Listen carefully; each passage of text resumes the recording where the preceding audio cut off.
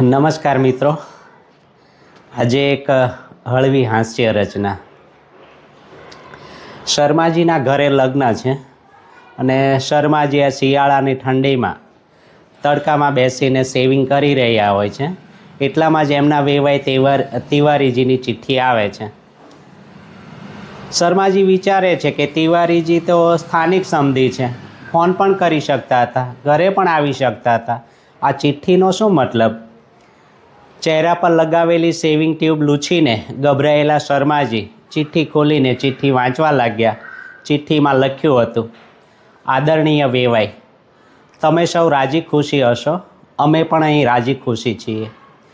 આગળના સમાચાર ખૂબ જ દુઃખી મન અને ભારે દબાણ હેઠળ બે હાથ જોડીને લખી રહ્યો છું કે પ્રભુની ઈચ્છાથી આ ભયંકર ઠંડીમાં આપણે નિર્ધારેલ લગ્ન ટાળવા જ પડશે. હું માનું છું કે ઘણું નુકસાન થશે, વાતો પણ થશે. બધી તૈયારીઓ થઈ ગઈ છે, ફક્ત 4 દિવસ બાકી છે, પરંતુ કારણ ગંભીર છે. વેવાઈ, તમે તો જાણો જ છો કે લગ્ન એ સ્ત્રીઓનો ઉત્સવ છે. આપણે પુરુષો તો ભાગાદોડીમાં જ રહીએ છીએ, બાકી લગ્નોમાં રોનક તો સ્ત્રીઓથી જ આવે છે. તમારી વેવાણ અને એની સહેલીઓએ ગઈકાલથી જીવ ખાઈ રહી છે કે આટલા બધા મોંઘા કપડાં, સાડીઓ, બ્લાઉઝ, જ્વેલરી વગેરે ખરીદ્યા, પણ એનો કોઈ મતલબ જ ન રહ્યો. આવી ભયંકર ઠંડીમાં તૈયાર થઈને એના પર જો શાલ લપેટીએ તો આ બધું જોશે કોણ? અને શાલ ન લપેટીએ તો ઠંડીથી મરીએ. એટલે બંને રીતે દુઃખી તો સ્ત્રીઓએ જ થવાનું આવે છે.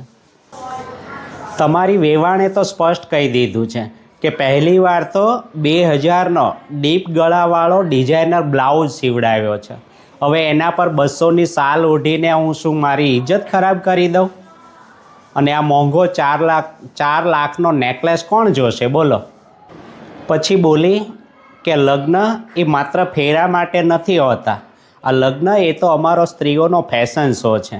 ફેરા તો મંદિરમાં પણ થઈ શકે, પણ આ લગ્નોમાં જ ખબર પડે છે કે સ્ત્રીઓમાં આજે પણ કોણ હેમા માલિની છે અને કોણ આજની દીપિકા. હવે તમે જ કહો વેવાઈ, હું શું કરું? મેં ખૂબ સમજાવ્યું કે તારે જો તૈયાર થઈને ઝાંખી જ બતાવવી હોય તો શાલની જગ્યાએ પાપડ સૂકવવાની પોલિથીન ઓઢી લેજે. એ ટ્રાન્સપરન્ટ હોય છે, તારો બધો જ પહેરવેશ દેખાતો રહેશે. પણ મારી આ વાતથી ગઈ રાતથી જ ઘરનું વાતાવરણ ખૂબ જ ગંભીર થઈ ગયું છે. વેવાઈ, તમે પરણેલા છો, બધું સમજતા હશો. મેં એને મારું ઉદાહરણ આપ્યું કે જો હું ક્યાં તૈયાર થાઉં છું, તો બોલી કે તમારી તો શકલ જ એવી છે, તમને તો કંઈ જચતુંય નથી અને શોભતુંય નથી. 25 વર્ષથી આ મરેલા ચહેરાને જોઈને હું તો કંટાળી ગઈ છું.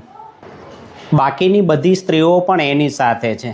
બધા કહી રહ્યા છે કે ભલા લગ્નમાં જો મોંઘા કપડાં અને આભૂષણો ન પહેરીએ તો પછી શું એનું અથાણું કરવાનું?